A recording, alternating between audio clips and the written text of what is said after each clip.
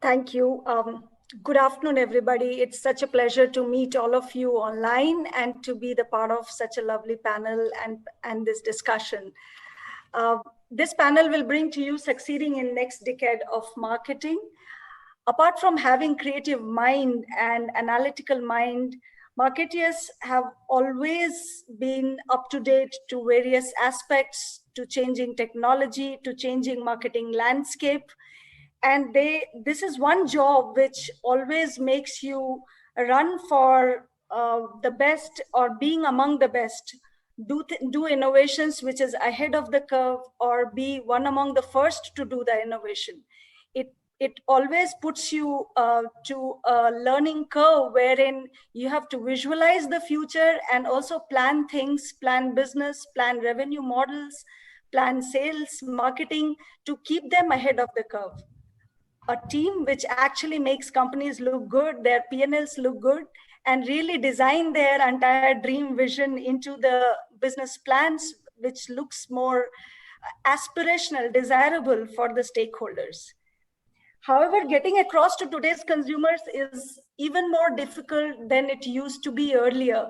And pandemic has changed a lot in terms of changing marketing landscape. It's 2022 with new technology, with online engagement, with digital marketing, entire landscape has changed.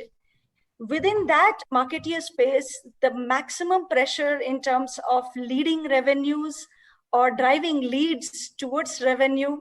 And technology becomes even more critical aspect for marketing to actually look at things which can make life easier for customers, make experiences better for customers. In such situation, they can't afford to lose sight of opportunities to invest in future. This panel will bring you various aspects of marketing which can help you succeed in the next decade. While I'm talking about it, one thing which comes to my thought is, what do you think could actually change the marketing dynamics for future? And I would like to ask Manish, who has got such vast experience from technology to market and to changing experiences. Manish, what do you think would actually be a big change going forward from the way the landscape looks like in marketing, and that too from the technology point of view? Sure. Thanks so much, Neelima. I do think that the marketing space is witnessing probably one of the most widespread changes. And technology has something to do with it, and some of it is just the technology of marketing, and the other is just overall technology of how people interact. And if I were, when we were talking about this earlier, I actually spent some time thinking through what are some of the most fundamental ones we are seeing right now. Clearly, there is technology that helps us understand our customers much better and also talk to them much better. And a lot of that is now getting done by using a lot of big data and converting insights that marketers had into AI-based decisions.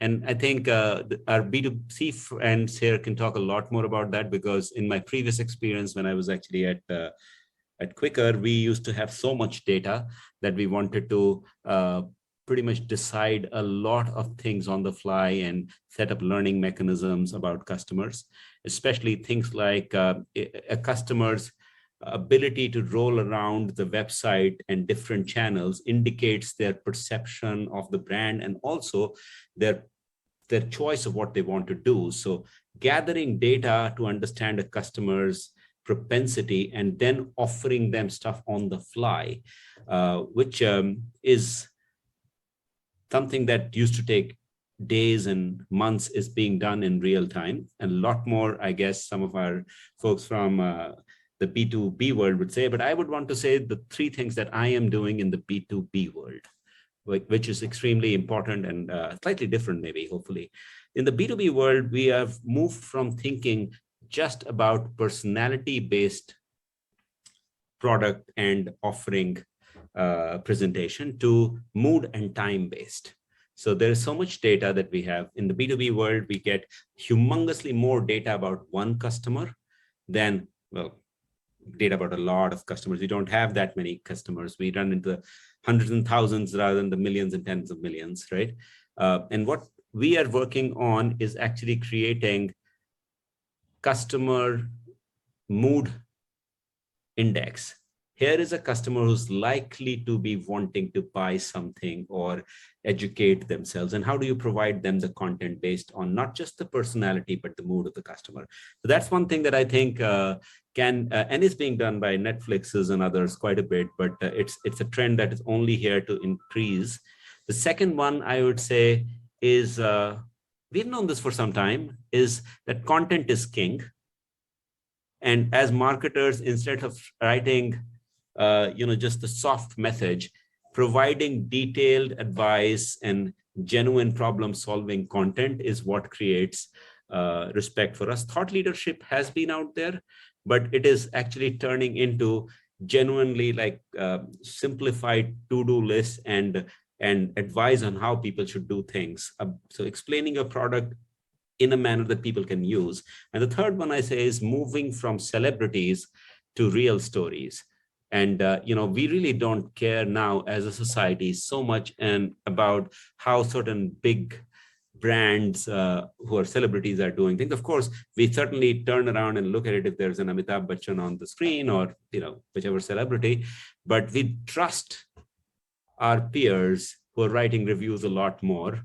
And as brands, we have to figure out what is the genuine story. Even if it is not very pleasant, if it is real, people will listen to you. These are three things that I think have been happening and will become supremely more center stage in marketing. That's really interesting. And I love what you said, that AI engine for checking content quality is something which is very interesting. And and I was just thinking that content becomes such critical piece that what kind of quality of content which is being put up there, while we all talk personalization, but also it pressurizes marketeers to know technology really well.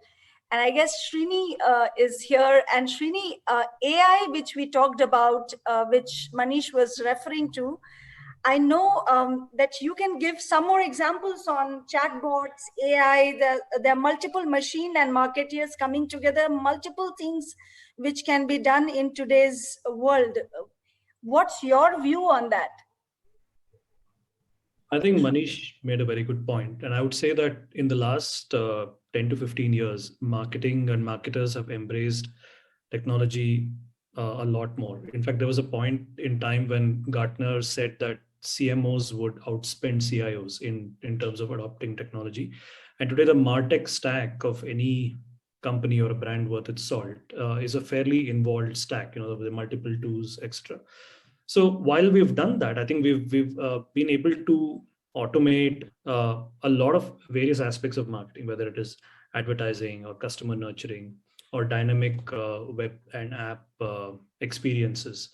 And also the customer data platform where we're trying to learn more and more about customers, etc. But at the same time, I think the one thing that's happening is there's a lot of fatigue that's creeping in from a consumer point of view with the number of nudges that they get from a brand. And if anyone is tracking the growth in things like ad blockers and things like that, so these kind of trends are increasing where people just don't want to be tracked anymore. People don't anymore. They don't want to be followed anymore. They don't want to be retargeted anymore. So there's a lot of fatigue that's creeping in. So therefore, what marketing and MarTech needs to do now is to use the framework that the platform that we built to try and have more personalized one-on-one conversations with consumers. And that's precisely what Gupshup is trying to do. So we are talking about something called conversational marketing here, where we are trying to help brands to have one-on-one conversations at scale in an automated fashion. And that's where conversational AI and chatbots come into the picture, where you sort of use the data, you use the intel, but your touch point is not an inanimate banner that they can click on. I mean, let's not talk the language of clicks and pop-ups and things like that. But Yeah. let's try and have two-way chats with the consumer. And we believe that the new medium is going to be the messaging app, because that's where most of the consumers already are. And there's a lot of fatigue that's already crept in with mobile apps and the web. So that is, I believe, the next at least 5 to 10 years will be the era of conversational marketing. So conversational marketing is an interesting aspect, right? And chatbot, definitely. I mean, most of the organizations, I have myself in different organizations have used this tool. It just enables you to do a lot of conversation with the people. Of course, it's still very programmatic. I wish they could interact more and do real conversation than the programmed conversation. But yes, it's a way forward, which actually gives some comfort than to be in the queue to get connected on a call or to write an email and get a response out of it. That also brings me to one very interesting thing which you just touched upon, and maybe Manish and Manish also talked a little bit about that, is the content marketing. I want to go a little more, because this is one area which major conversation happens in different digital forum, different marketing forums. How do we really know that the personalization and the content and the contextualization is really happening in a good way? And this is all making a great sense for people to really move ahead and try to plan their program, get more closer to consumers, get more emotional connect with consumer, and then yet measure the impact of it. So Sapna, I just wanted to check, what's your thought on that? And do you think that how is this field going to evolve in future? Hi, Neelima. Thanks a lot. And, good afternoon, good evening to everybody. I think, that's really an important aspect of what we are seeing right now. Consumers today are demanding much, much more from brands. They want them to speak up on social and cultural issues. They want to know what brands stand for. In fact, society, and, you can see that around us, is demanding that from companies, both public and private, to serve a social purpose. So I think to kind of prosper over time, especially in the next decade, companies, to deliver the financial performance, that's definitely a KPI. But, people are also seeing how they're making a positive contribution to society. So I think in my mind, to succeed, thrive, and really win in 2022, marketing and content needs to be more human, more authentic, and purpose-driven. So purpose-led content, is something that I have been thinking a lot about in the last work that I'm doing and I'm researching, and I see that really taking a big shift in the decade ahead. The thing that we used to talk about, product, price, place, promotion. I mean, we've all grown up in that era of the marketing mix. I think what's really replacing it is the 4 E's, which is about engagement, experience, exclusivity, and emotion. So I think that's something that we should really kind of think about on how can we have content that is more engaging. What is the kind of experience I provide to my customers? Manish spoke about personalization and exclusive feeling based on mood. And of course, then the last part is about emotion. So people don't just buy a product, they are buying experiences and emotions. And I think, Neelima, you know this more than many of us. So, so I think the question that I would ask, for all the viewers is like, you really need to think about what, we would think about, what am I selling? How should I sell it? I think it's all about emotional branding on why should I sell it? What am I giving back? And the need for organizations to kind of define their purpose should be really at top of the storytelling. And the storytelling in terms of content needs to be both very engaging, a two-way communication. And I think that's what, in terms of conversation, it has to be not just me to the company, but, listening, reacting, and then taking that whole conversation forward to live our brand purpose. So in fact, I think, I think this is going to take a much stronger view in 2022 and the whole decade coming.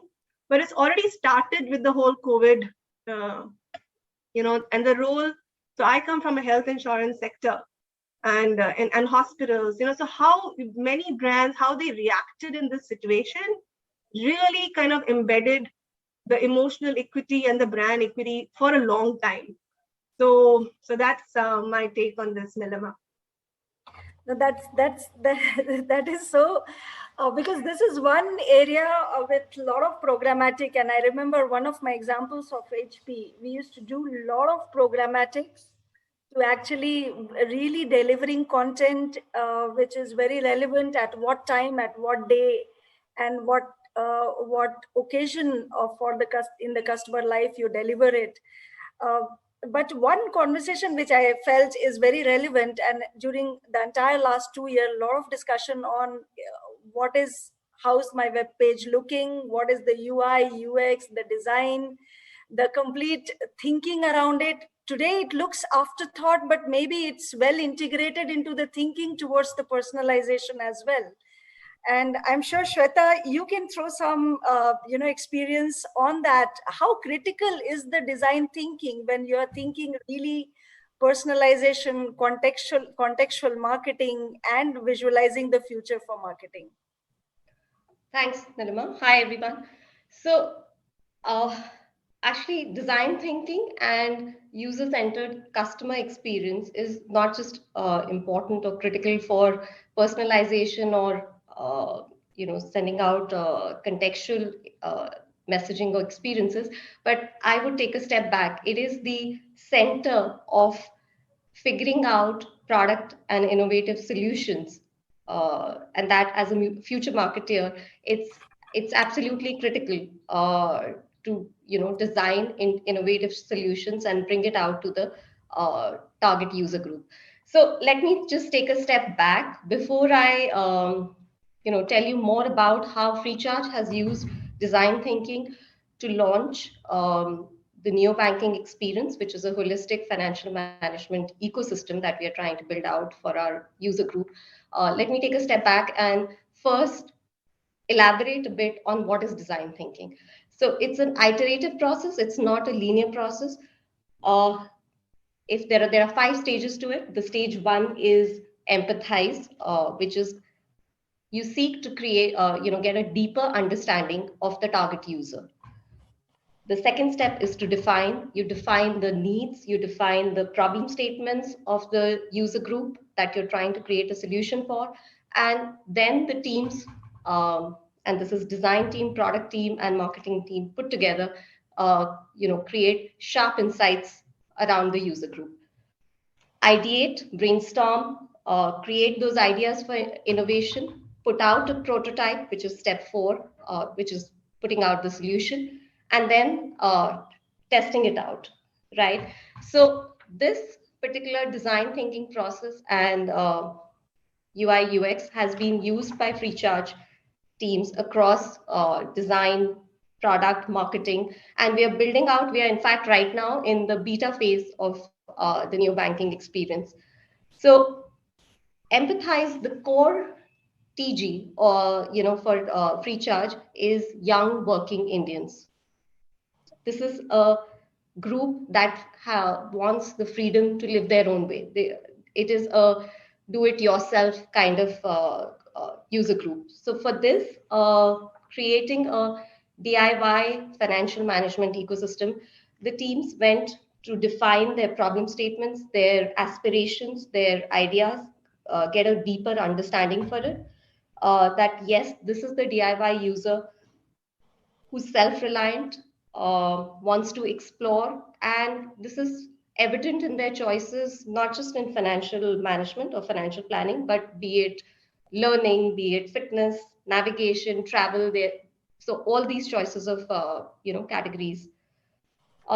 In the third step, the team went on to brainstorm, ideate on solutions that, and they put out features that what would be a holistic financial management system which is designed to make the user financially fit, make them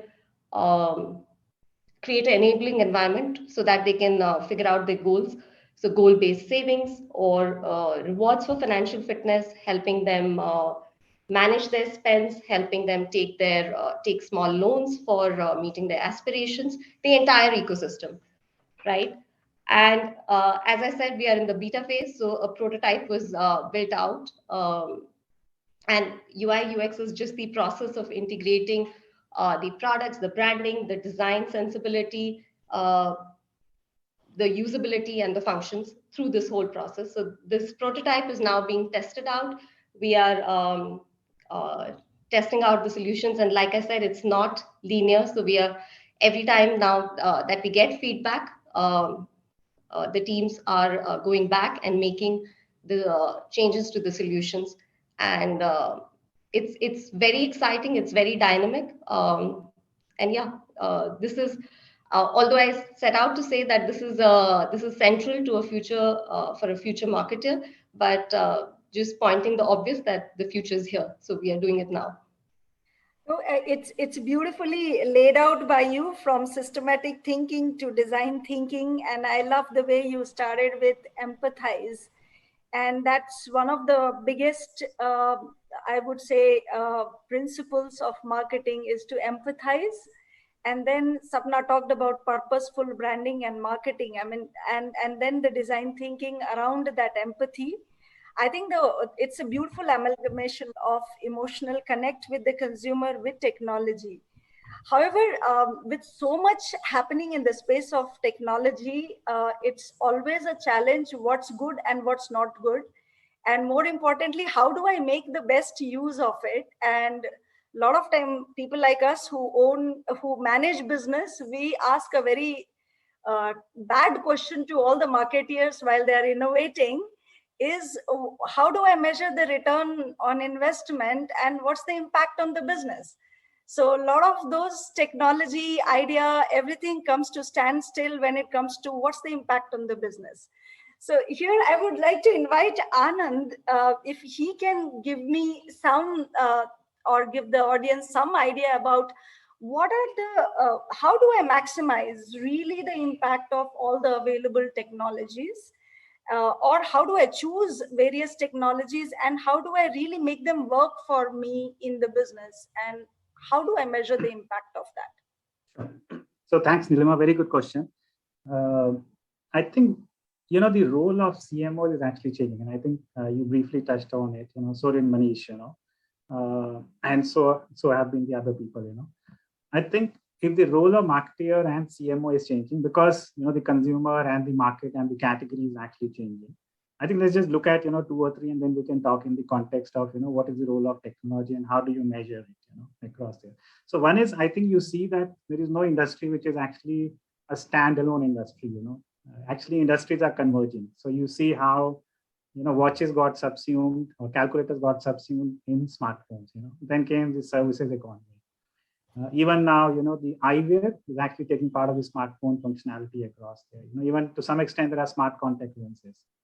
Or if you look at, fashion industry, there's a lot of these virtual and physical, apparel as well as, sneakers across there.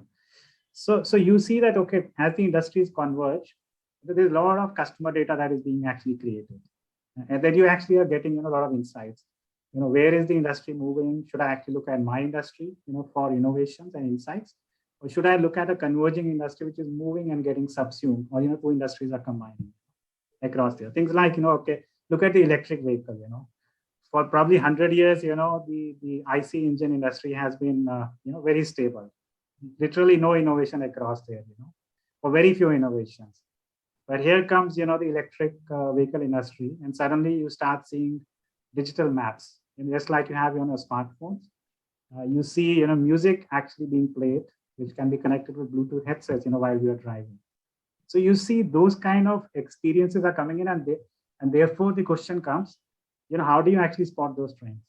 So I think there are various sources, that CMO needs to look at, and we all as business owners.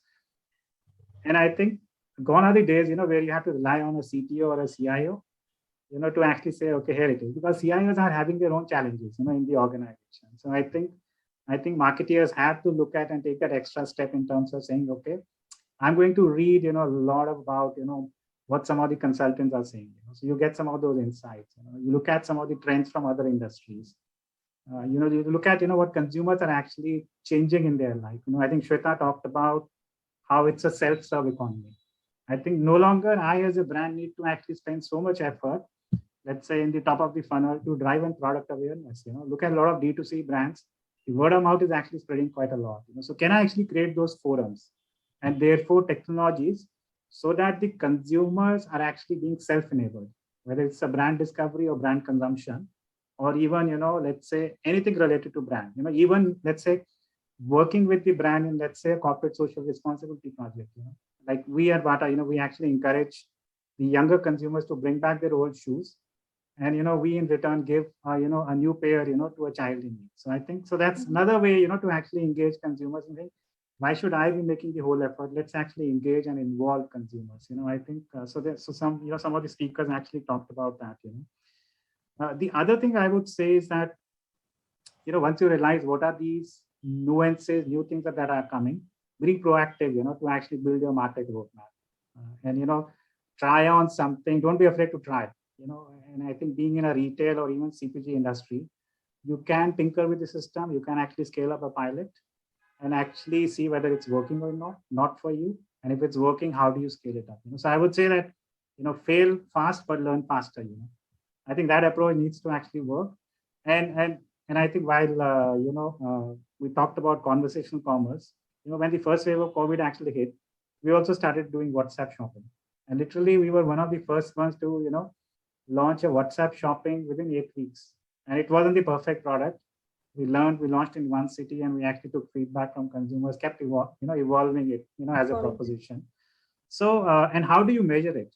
I think the success measures could be, the obvious ones could be NPS, the Net Promoter Score. Is your, the NPS actually going up?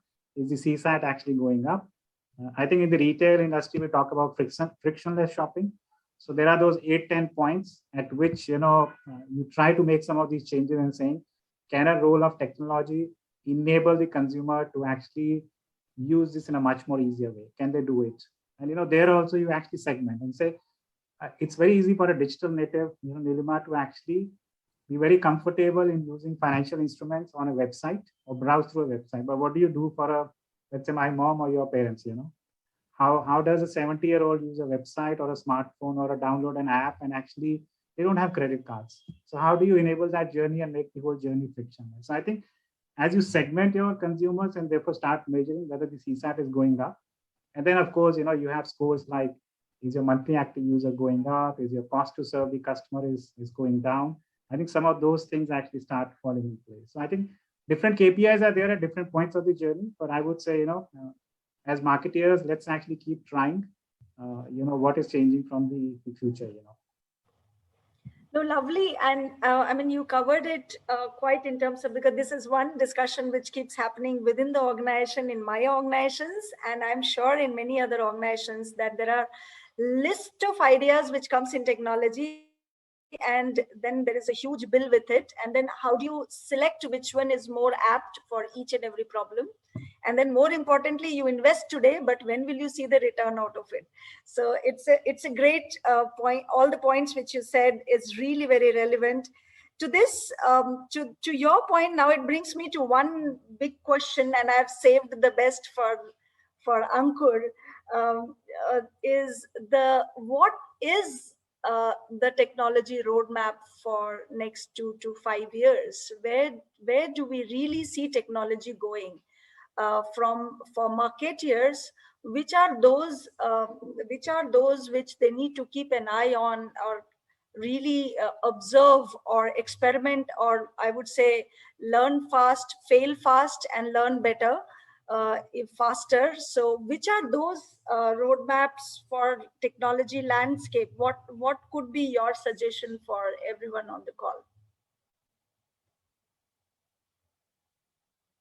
Thank you so much for saving this one for the end. So interestingly, WebEngage incidentally is a 10-year-old company. So this is supposedly our moment in the sun, because everyone here is talking about MarTech.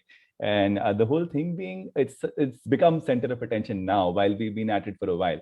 So what you would see happening is there'll always be some people taking those super early adopter plays where they'll play with every new toy that comes. And then they'll be learning, and then there'll be failures, and then there'll be things that will work, things that will not work, things that will mature.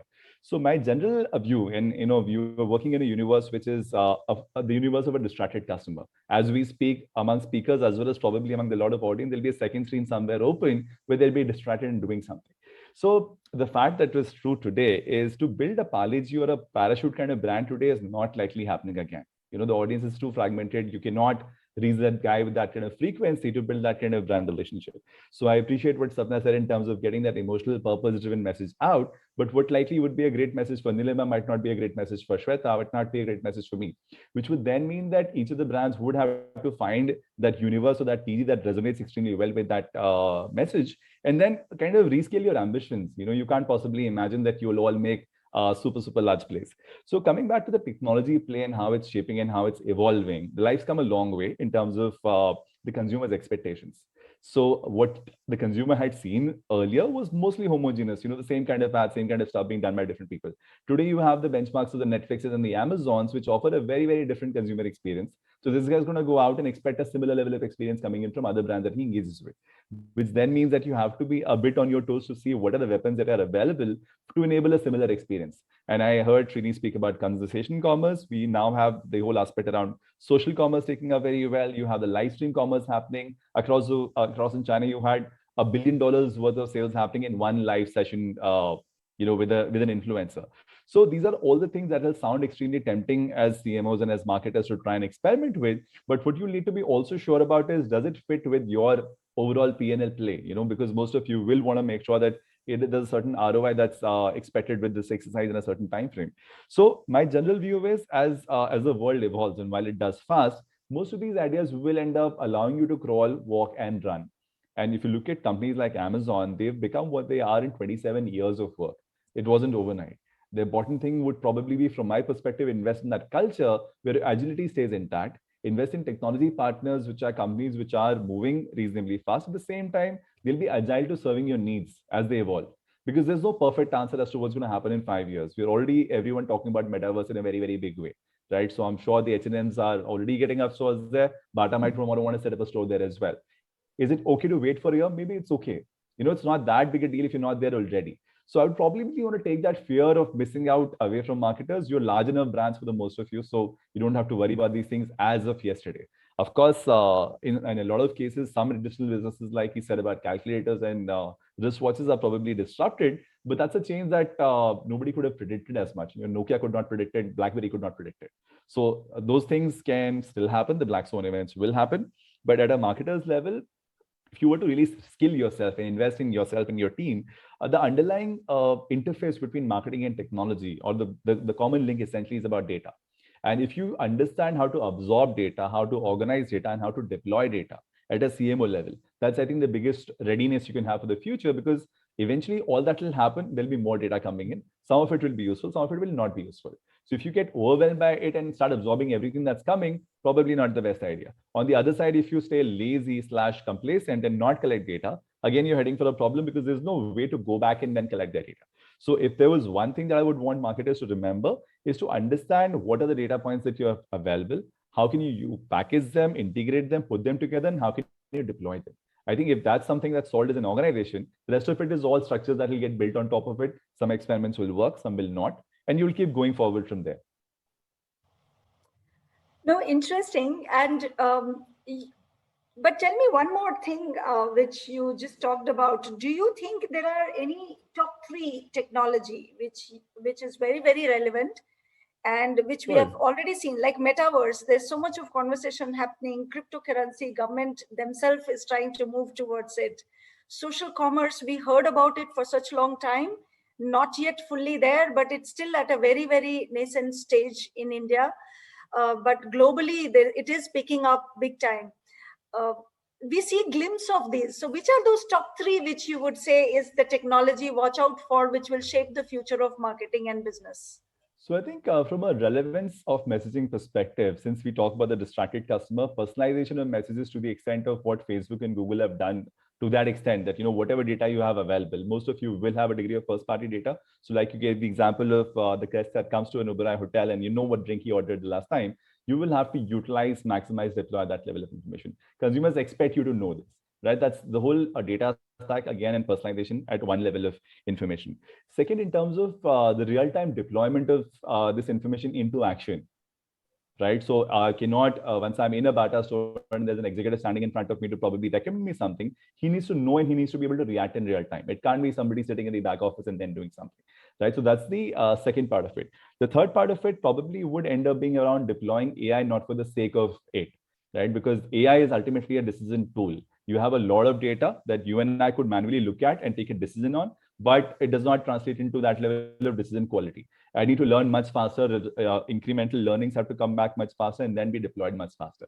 So that's the third part of the information, where using AI with the real purpose of how do you understand this pattern better? What is the next step that's likely to come basis the historical trend, right? That's the third part of the puzzle. So I would say people have to understand AI with the true purpose of it instead of treating it as a buzzword and trying to plug it in everywhere. Right. So I hope I was able to answer the data stack, the real-time responsiveness, and the artificial intelligence as the three major things you should be prepared with. Anand, you would like to add 2 points more into the future of marketing? So I would say that, whatever has been actually talked about, I think, we should, as brand custodians, allow consumers to consume the brand in the way they want.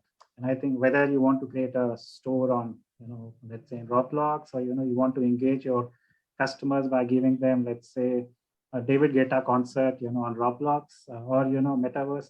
So I think, or whether, you have crypto rewards, so why limit it to, just 100 rupees equal to 1 point, so when I come and stay in Oberoi, I should be actually able to redeem it, Maybe if you understand about me better, maybe I would like to consume it in some different way. So I think allowing consumers to actually, I would say, consume a brand, engage with a brand in the forum that they like, in the way they like, at whatever time they like. I think that's very relevant, across there. The second thing I would actually agree is that I think from a data consumption, don't be overwhelmed by it. Use it nicely and scale it up. I think there's a lot of data that actually is sitting, and I think the CDPs of the world are actually, empowering the organization to take that decision making in real time, when a customer is standing there. So I think these are the two very powerful, I would say, levers that will actually equip the organizations to, first of all, engage consumers better, and secondly, deliver, experiences much faster on the fly. Srini, would you like to add anything from your experience? Which are those 2 things you would like to sum it up? I think people have, my panelists have referred to a couple of these technologies. So I believe that natural language technologies is something which is evolving on a sort of a yearly basis. So we spoke about chatbots being very structured right now, and that's really what you see for most part. But the ability for these bots to understand intent, by understanding the typed language, whatever is natural to the user, to the consumer, that is going to be the most fundamental technology within conversational AI that is going to evolve. And like even for us, like in India, we see English as a preferred method of typing that many consumers use, right? And a lot of brands ask us, we need to be able to comprehend English. And of course, there's also the regional languages and the vernacular that we need to. So natural language technologies are definitely going to make a big change into this whole, making conversational marketing a reality. That is definitely one thing. The second thing is, the battle of the brands. I believe, we went through a web era for a long time, and that sort of spawned its own ecosystem of optimization for the web, both from search engine optimization, marketing, personalization. Then we went through the mobile app era, which there's an app for that and all that. But I believe that going forward, the battle of the brands is going to shift to the messaging app, where, as a consumer, along with, my friends and my family group, my work group, my old school friends group, I want to have my favorite brands like on WhatsApp or on Instagram and be able to have a two-way conversation with them to either do product discovery or to make a purchase or to ask a support question. So I feel that these 2 things are really going to be fundamental to the changes that we're going to see in the marketing landscape. Sapna, which is that one thing which you would like to add to this list so that we can sum it up for the audience as to which are those top 8 10 things which they should observe for the future? A really interesting conversation, Neelima, so far. And, a lot of panelists and Ankur and Avery talked about personalization and tech and conversational AI. I want to kind of also put another layer to it, is this whole aspect of, tech and humanizing tech. Sometimes when we take tech too far, and you kind of get into the whole privacy space of consumers. So I think it has to be a really good balance between, again, pulling back to the brand purpose and conscious marketing, to doing what is right for the consumer, and tech as an enabler for us to kind of really first fulfill the brand and the business purpose. And tech kind of, shouldn't intrude towards this kind of a debate, but consumers, we need to educate them so that they make a conscious choice and not get pushed, because then, all the tech that we're talking about can actually work, counter. So it's going to be an interesting decade. That's for sure. With, we are consumers ourselves, right? So how some brands get so intrusive and they have so much data that you actually start blocking them. So, you really need to have a very fine balance. I just want to bring that one point into this, discussion. And Neelima, the other thing is, it's about agility and, this whole lifelong learning. I mean, there's so many demands on me now to learn and, upgrade skills and the culture. I think as marketers, being on the sidelines of tech is not good enough anymore. You need to know tech.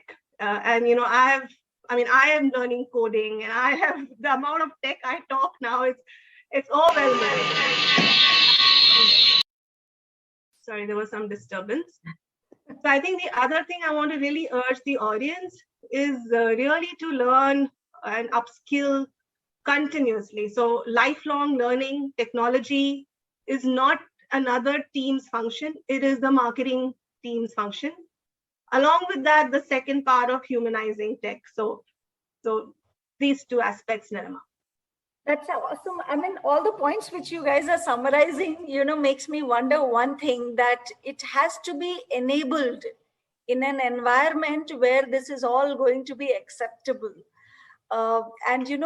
Culture of an organization plays a very big role in terms of evolving marketing landscape or the technology landscape, or say humanizing technology, but to even more fundamental, accepting technology as a change in the behavior and practices within the organization.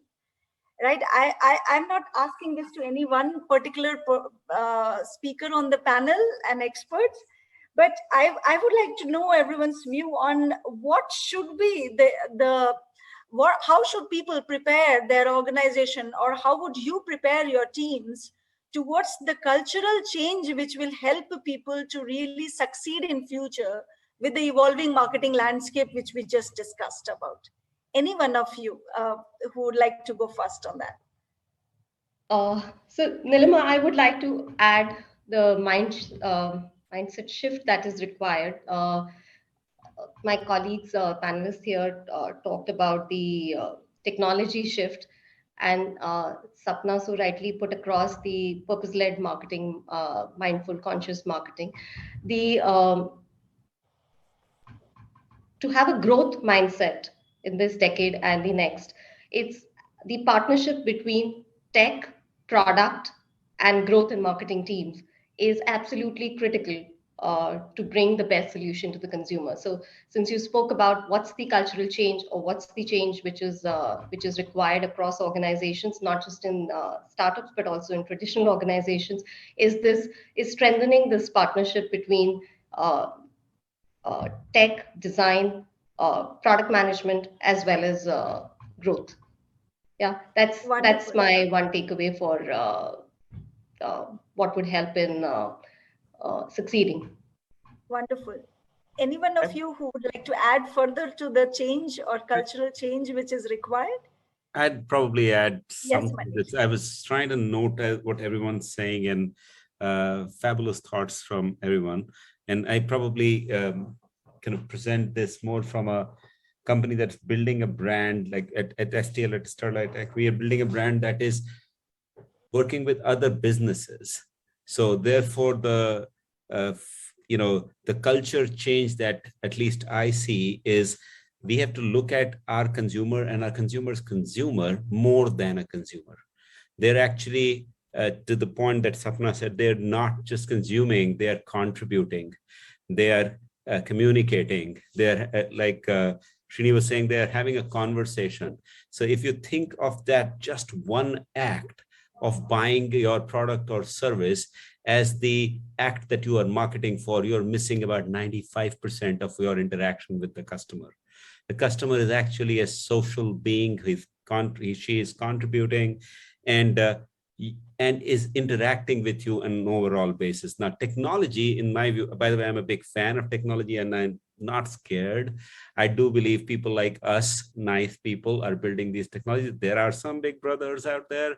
We have to tone them down. But one of the beautiful things that technology will do is allow us to remove the riffraff of daily data management and capture and take them out so that eventually there is us and our contributing customer and we understand them really better. So my advice is that the culture change is see your customer as a real human being and let them see you as a real human being.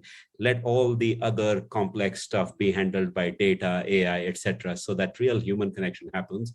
And don't just think of the buying time as when it is our customer. It's the whole interaction, like you said, Sapna, the engagement, the experience, the exclusivity, the emotion, that whole model is beautiful. We should think beyond just the customer. I think the best way to bring about a culture change is dependent on how you bring in this orientation when you speak with your teams. Like if you ask questions that are centered around data, like for example, when I review, let's say with the set for a review with the content team, the questions that I ask them are completely data oriented. Like how did the organic traffic change month on month or week? How did our search engine rankings change for the keywords that we have? What is the keyword density for the content that you put out for the core keywords that we are targeting? Did the amount of time spent on the blog section increase or decrease? What percentage of people who came to the blog actually went and clicked on a demo link? So if we as leaders ask questions that are centered around data, around measurability, and this is the same thing that applies to all parts of marketing. The same question can be asked to a PR team as well when you're reviewing PR, like how many, let's get a third-party brand tracker to see how many times your brand was mentioned, our brand was mentioned in the media versus other brands, how many times we were mentioned in the headline versus in the body copy.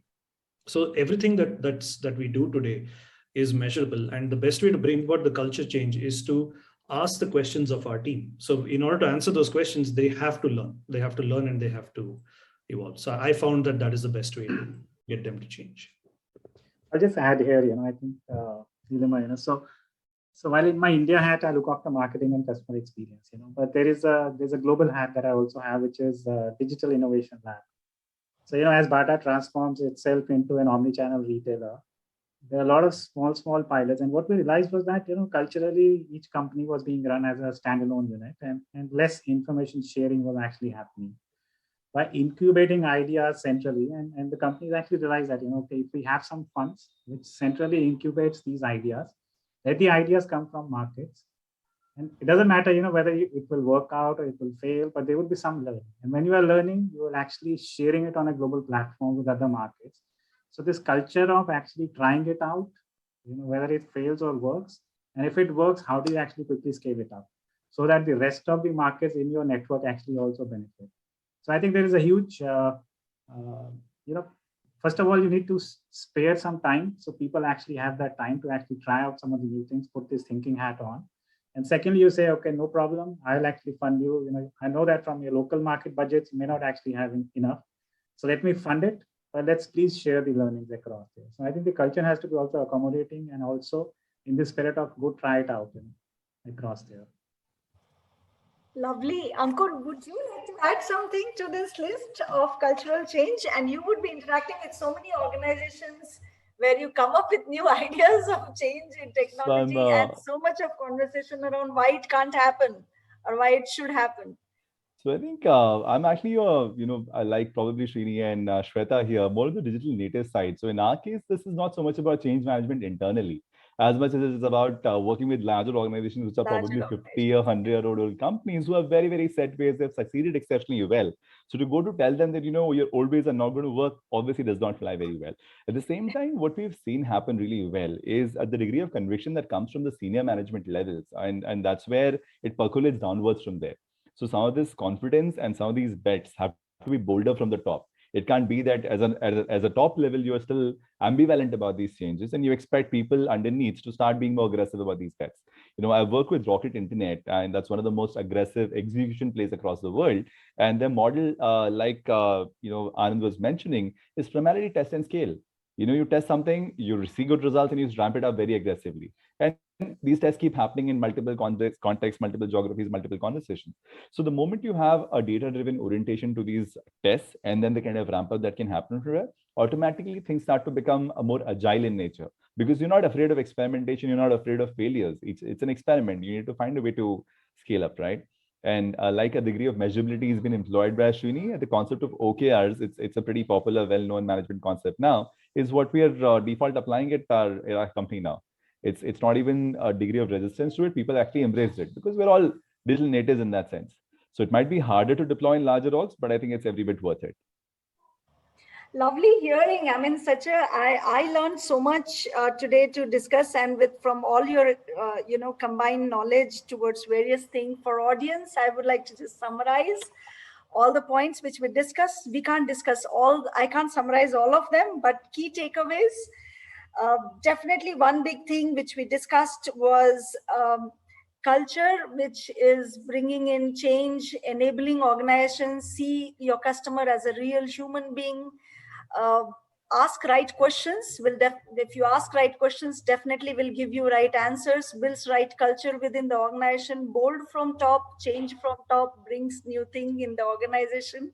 From the future of marketing point of view, humanize technology, humanization of technology and technology, getting a good balance between human and machine is going to be critical while we multitask as marketeers and different roles which you work with within the organizations.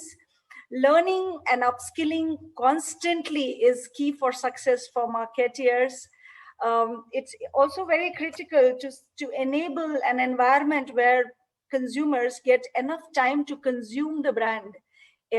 Through the engagement, through the platforms which you provide them to engage with the brand, and the content which you provide them to engage with, and how closer you can go to the consumer to make it real day-to-day conversations, and getting conversational marketing into it to actually really talk real things rather than just programmed talking.